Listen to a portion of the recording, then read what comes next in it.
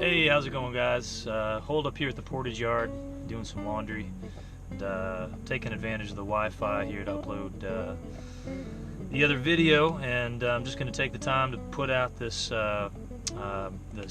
third Maverick pay video, just to get you up to speed to the to finish out the first 6 months and kind of cast the net into the future from here into the next 6 months in terms of the earning potential here. I'm very happy to say that I am getting the full 6 cents for performance pay, which is pretty sweet. So that puts me at 54-cent base pay plus 6 cents performance pay for a solid 60 cents per mile, which I'm very happy about. That just rolls off the tongue real nice, and you're making 60 cents a mile, especially when you've only been driving for 6 months. So one thing you might be interested to know, when I first started driving, the 6-month raise, which now will take you from 52 cents to 54 cents for base pay if you're driving flatbed, regional. I think there's some dedicated routes that pay like 49 cents to start out for, but for the bread and butter of Maverick transportation, you're going to be starting at 52 with zero experience, going to 54. Your performance pay is 2 cents, and then jumps to 3 cents at 6 months. That's all before you get that 6 cent sliding scale performance pay, and that is I'm going to do a whole separate video on the performance pay because it's a little bit complicated. It can take anywhere from 3 to 6 months depending on when you started driving. I was one of the unfortunate ones where it took almost 6 months for it to kick in. But anyway, it's a long way of saying when I first started, that jump in base pay and the jump in performance pay from 2 to 3 cents, that kicked in 6 months after the graduation date. So 6 months after you've actually been driving, not 6 months after your hire date. My hire date was February 22nd, but I didn't get my truck until April. It was like the first or the second week in April. So they have changed that now. So now it goes based on your hire date. So I actually got my 6 cent raise back in August. So if we take a look back, let's see, it was August, I think it was this week 19 right here. Yeah, so you can see, here's the 49 cents that I was making. The other thing that happened this week, which is kind of crazy, this happened in the same week, that was the week that Maverick issued their second pay raise since I had started. Right after I started, they gave us, the student drivers, a pay raise. And then they gave the whole fleet a raise. And so most guys got 5 cents, USA guys got 3 cents. So you can see this jump from 49 to 52. And then you can see my 6-month jump from 52 to 54 right here.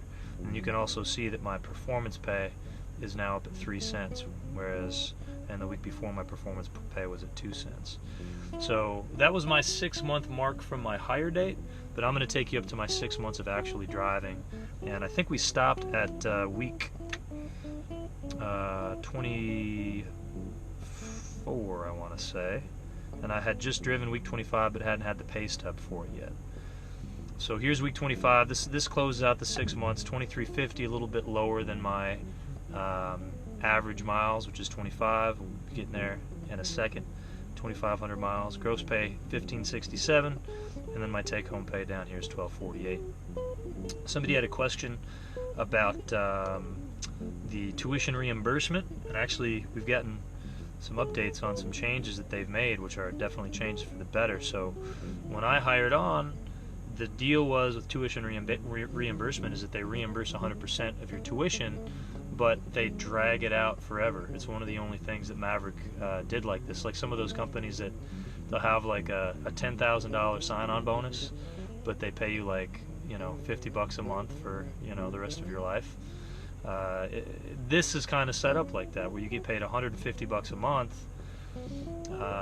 until it gets paid back. And I paid more than $2,000 for my CDL schooling, and if you had any kind of safety points or anything like that, they wouldn't pay you that month. So it's one of those things that wasn't quite tracking with the reputation that Maverick has for being real straightforward and forthright about things. But they've stepped it up, and they're now paying out $250 a month, and they don't take it away if you get any kind of safety points. So it's a guaranteed $250 a month until you get paid off. So that's pretty sweet. But anyway, somebody was asking about that. So it does come in a separate check. That's what it looks like. And then just to get you up to speed to this week, week 26, 23.59. Again, that's a little bit lower than my 2,500 mile average, but it wasn't a terrible week. Gross pay 15.69, and take home pay 12.01. And this week right here, 15.47. So this was the week that I went backpacking. They dropped me in North Carolina on a Thursday morning. So I basically only drove Monday, Tuesday, Wednesday. And, obviously I took time off. This is the price you pay when you take time off. Gross pay, even for basically a half a week, a little bit more than a half a week, $930 gross pay, $750 deposit into my account. And then last week, 2,700 miles, so this is how the tide just kind of flows up and down. You get the good weeks, you get the bad weeks. This is one of my better weeks, bringing that average up. 1666 gross pay and 1270 take home. Now, one of the other things that's really sweet about this check is it was my first check with the 6-cent performance pay. So I got my 6-cent performance pay plus my 54 cents base pay for mileage. So yeah, that's feeling really good right about now. Let's jump into this breakdown here and talk to you a little bit about some of the conclusions I have drawn. So I was experimenting. If you saw my first two videos, I was experimenting as a USA driver with staying out longer and then staying home for a longer period of time. The idea was, if I'm going to be out for 2 or more weeks at a time, a reset isn't going to cut it. I want to be home for a longer period of time and be able to enjoy myself and really kick back. If I get home on a Saturday morning and have to leave out on a Sunday night, even if I get home on Friday evening, Friday afternoon, I wake up on Saturday. By Saturday night, if I'm having to leave on Sunday, I'm already thinking about being on the road again, and then Sunday is just getting ready to be back out on the road again. So the thought was, if I can stay out for a longer period of time and be home for a longer period of time, that would average out. It didn't average out, folks. So these are my home weeks right here. Going home on a Wednesday the first 2 times I tried it, week 3 and week 6. Going home on a Thursday. This was Christmas, I believe. Then going home on a Thursday. Even if I was to bring this average up to 2,000 miles, it would take a huge hit. So you can see my average miles here. This is the first week out when I leave the house. I put these separate because I don't have weekend miles coming into the week, but I do have weekend miles going out of the week. I go home unloaded, right? You go home empty when you do this, because I don't want to leave a load, from Thursday through Monday, sitting at your house somewhere. So I don't push off until Monday morning, usually relatively late on Monday morning, because ALM doesn't get into the office till about 7, and that's 7 o'clock Central Time. I'm in Michigan on Eastern Time, so they don't get into the office till 8 o'clock in the morning, and they're not going to send me a work assignment until like 8:45. So I'm not leaving till like 8:45, 9 o'clock on Monday morning. And I was thinking that those would be less. It is, but not by much for my middle weeks. My middle weeks are the sandwich weeks. I got weekend miles going into it, and I got weekend miles on the back end of the week as well. But you can see the average here is about 2,500 miles. So the home weeks right here brought my overall average miles down to 2,200 miles a week. And that's just not, I'm out here to make money, I'm out here to make money. So I do not recommend, if you're going to do glass, or you're going to do USA, or you're going to try to stay out, even if you're on a regional account, you're going to try to stay out and do this, I would not recommend you try this.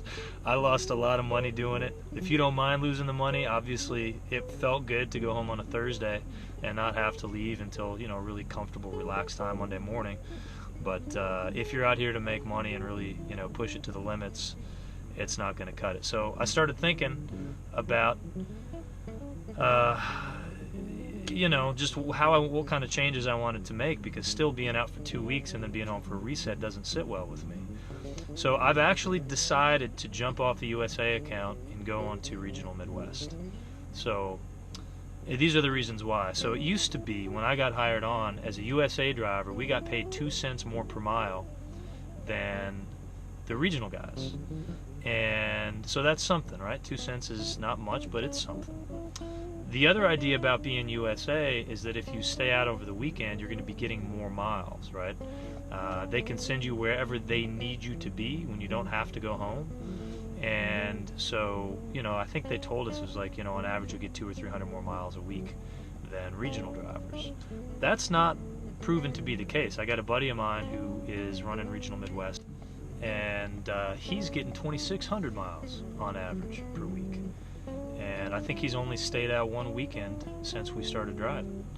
So if I can keep the same average miles at 2,500, let's say, and I'm not making 2 cents more per mile, the only other reason I had to stay out at USA, all these things were kind of factoring together, was the weekend mileage guarantee, which is pretty sweet. It's an 800-mile weekend guarantee. You only get that if you don't go home. So if you stay out like this week, I think my run is like 470 or 480 miles. So I'm going to get paid for like 320 and 330 miles that I don't have to run because I'm not going home this weekend. That's pretty sweet. But if you look at, if we go to this last pay stub here, and we look at my weekend pay year to date, $663.72 over 6 months. That's a little bit over $100 a month, right? Talking like 25, 30 bucks a week. Is it worth 25, 30 bucks a week to not be at home every week? And especially now that I'm making 60 cents a mile, that answer is more and more leaning towards a no. Actually, it tipped all the way over into no. I talked to my fleet manager actually just yesterday, and switched over to Regional Midwest. So we'll get to compare, right? You know, at least for me, I know sometimes it depends on where somebody lives, because you know you got freight, you know, moving in these kind of high traffic areas, and you might get more or less miles depending on where they have to send you home. So that might not be a good comparison for everybody everywhere, but it'll be interesting to see, you know, what kind of miles I get, if there's any change in my average miles from, you know, before and after going on to the Regional Midwest account. So, so those are really the takeaways. You know, don't do the spend 3, 4, 5 weeks out on the road and then go home for a long weekend and expect it to make sense. I should have figured it out ahead of time. I just thought if I put in to go home on Thursday, let's say, I could go home at the end of Thursday and make that happen, so that I'm driving, you know, all of the days except for like 1 or 1.5 days, depending on, you know, 1 to 2 days, I guess, depending on when you take your reset. That's not how it works. You know, it's a flip of the coin, and because Maverick ALM guys are trained to get you home, it's one of the things that Maverick prides themselves on, is making sure guys get home. They are going to do whatever they can to not keep you out.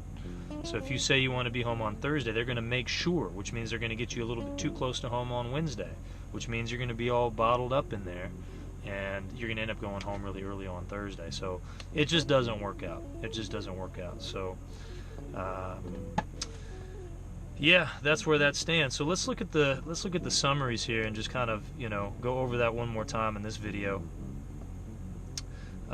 So this kept my mileage. If you saw the last videos, you know, my 2,500 is still, this goes up. This isn't the last 3 checks, but it wouldn't really change anything. This first and middle average row basically just takes out these home weeks. So if I wasn't doing that experiment, right, these would be the average miles I'd be getting. Without the ancillary pay, the TARP pay, breakdown pay, detention pay, you're looking at 70K. With all that extra pay, you're looking at, you know, roughly $75,000 a year for starting out. By the way, if you messed up somehow and got a preventable accident or something like that, or just didn't, get the points, didn't have your average miles per day up or whatever it is to get your performance pay, you ended up getting no performance pay, this would basically be where you would be at, because in the beginning you're at 52 cents plus 2 for performance pay, which brings you to 54. If you bottom out your performance pay after 6 months, you're going to be just at 54 cents base pay plus 0 cents performance pay. So that's kind of the low water mark. Now, casting the net forward, if we change all of this to 54 and 6, this is 54 and 6, we're looking here at a total of $84,000 a year. Now that's the absolute most you'd be able to make, right? That's a full, you're driving every week, you're not taking any time off. If we crunch the numbers like this, we got 60 cents times 2,500 miles a week. It's $1,500 a week gross times, we just say a 50-week year, right? You got 2 weeks for vacation, for holidays, for going hiking in North Carolina, that kind of stuff. That brings us to 75,000. And you can see here that my average, what I'm calling here additional pay, right? So this is all the tarp pay and everything else. The average for every week that I drove was $120. So some of the weeks early on in particular were like $25. But then you have others that were like $200. This one that I ran to New York, I got the New York pay. That was almost $300 in addition to my mileage pay. But all in all, it's $120. Let's just say it's $100 a month, right? So $100 a week. So $100 a week times 50 weeks is $5,000. You add $5,000 onto that, and you get a nice, cool $80,000 a year. So that's really the takeaway message for this video. If you're able to get that 6 cents, that'll put you in a pretty achievable $80,000 a year position, which is a pretty nice place to be, I got to say. With all the, and I've been talking to a lot of you folks who've been taking me up on the referral offer, which I appreciate. Thank you very much for those who jumped on board with that. It's been great getting to know some of you folks. I'm saying folks now instead of guys. I just had a female write in, just trying to toe the PC line and all that. Hopefully nobody gets offended if I say guys. I'll probably revert back to that from time to time. But it's hard for a lot of us. It certainly was hard for me, and I know talking to some of you guys, to make the transition. If you've got a family or you've got other responsibilities, you've got other things that you got to contend with, to be able to go back to school, to be able to afford CDL school, to figure out how you're going to navigate it all, and then go through the application process at Maverick, and then take the time to go down and go through. It's just a lot to do. It's a huge transition. So it's been great to get to know some of you folks who are going through that transition and help you out where I can, and making that process a little bit easier. But this is really what it's all about. It's a combination of being able to make this kind of money and to be with a company who isn't going to screw you over. I'll tell this story probably just to close out here. Is this kid I met yesterday, actually. I was up in Wisconsin pulling out this slinky load, and this dude came up. He was a really cool kid. He was like 22 years old, and it was one of these side load docks, and I'm up there getting everything set up and everything, getting the coil cradle set up, and this kid comes up to me and he's like, so how do you set up for this, man? He said, I'm new out here. And I kind of looked at him like, even if you're new, you should kind of have an idea about how to set up. It's not that hard to set up for, And so I showed him and, walked him through. I was like, if you're only getting 10 coils, make sure the back coil, don't trust their measurements, yada, yada, just telling him what I knew. And he said, now, where did you get those from? And he's pointing to my beveled timbers. And I said, you don't have any lumber? He said, no, they didn't give me any lumber. And I was like, and the company that he's driving for is, I'm not going to say the name of the company, but it's one of these mega fleet companies that, you know, his starting pay, I was talking to a buddy of mine last night. This buddy of mine actually worked for this company back in the day. And when he started, he was making 30 some cents a mile. And this dude is starting out at 40 cents a mile, right, at this company. Now, and he told me later, so let me finish that story. So I'm sitting there like, okay, so they sent this kid out to pick up this load, and he doesn't have the equipment to load it, right? So, you know, I get loaded, I pull around the corner, I'm securing my load. He pulls up behind me, and he comes up to me, and he's like, hey, man, so how do you do the securement, these butterfly straps? How do you do that? It's like, they didn't train you how to do the butterfly straps? And he's like, no, they didn't show us how to do that. So I'm over helping this guy out. You know, I show him, you know, the way I do it, 2 coils, and then I have him, you know, we set everything up, and he does another 2. And then I was like, all right, you finish this, I'm going to go back and do what I'm doing. And he did an all right job, you know, for his first attempt doing it. He comes back as I'm finishing up my tarping. He's like, so how did Maverick train you how to tarp these these slinkies? And I was like, they didn't teach you how to tarp them. He's like, no. So I went and helped him tarp his load. And his equipment was just junk, man. He pulls out this rat's nest of bungees and throws them on the ground, and the bungees have no elasticity left in them at all. They're just like solid strips of plastic with hooks on the end. And the tarps, we rolled the tarps out. He only has 8-foot drop tarps, right? He doesn't have any steel tarps. So we get the tarps rolled out, and they are the shittiest piece of shit tarps. They're not just little tears in them. There are tears all the way down the length of the tarp. And so we get the tarps rolled out and get the bungees kind of hooked around, and I show them how to kind of, hook things. I was like, do this side, do the other side. I'm going to go get my paperwork. I'll come back in and check on you. But my point in saying and so I was talking to him, and he said, I actually applied to go to Maverick, but they wouldn't take me because I had something on my criminal record, and I've got to go a certain amount of time. He said I got it taken off my record or something like that, but it's still not enough time as per Maverick's policy, for them to be able to hire him. So he's like, I'm gonna, stick this out at this company for a year and then try back at Maverick. He said he tried at TMC, but TMC has an age limit, I guess. It's like 23 years or something like that. Whatever it was, he didn't make the cut. So he's stuck with this company. And, that's one of the things, man. It's like, this is the only company I've driven for. So you hear stories from people about how bad it can be elsewhere. But until you see it firsthand, man, I mean, the pay is great, that's definitely a big part of it. But to be in a company that, look, if my tarp is torn to shreds, I take it in. I've actually got a lumber tarp right now at the yard. All I got to do is go out to the shed out back, take my tarp out, hand it off, and get either. Last time I did this with my steel tarps, I got 2 brand new tarps. Right? If I'm running low on bungees, I get a box of brand new bungees. We don't have to worry about this kind of stuff.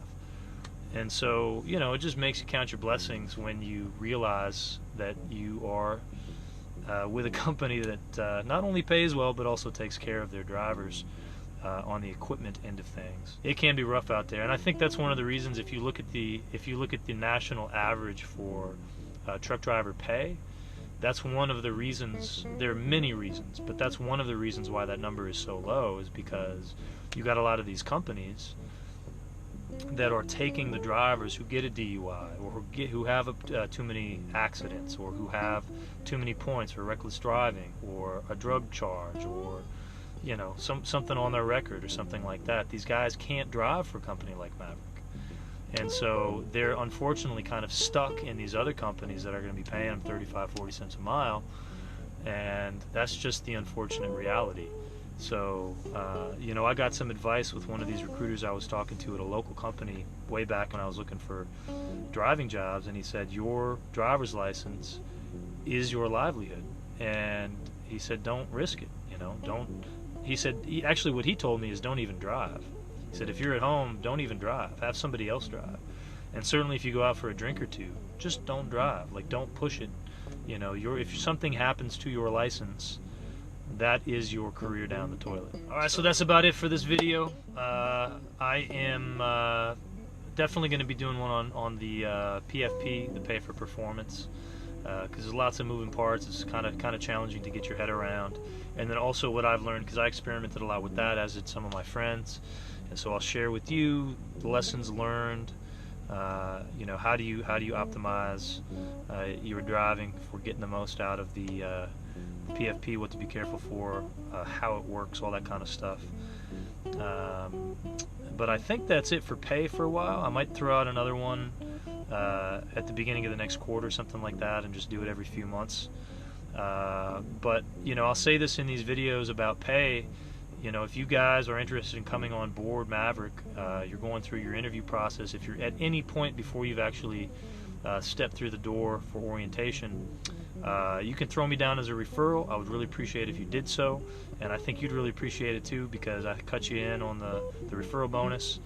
$200 cash in hand for you, and I get you my phone number. And it's been really great getting to know some of the guys who have reached out, helping you guys brainstorm, you know, how to get to where you want to be. You know, it was a really challenging process for me, and kind of stressful, you know, to make that jump.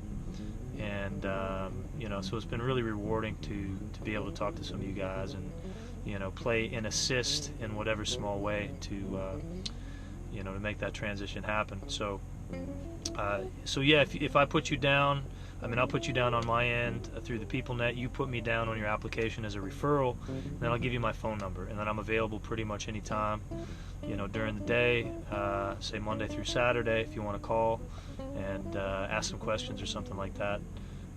You know, before getting to orientation, during orientation, training, while you're starting to drive, whatever the case may be. It's really been working out nicely for the guys who have jumped on. So that offer stands, and yeah, we'll do the PFP video, and then I got some ideas up my sleeve for some other videos I hope you guys will enjoy. So that's it for now, and we'll catch you next time.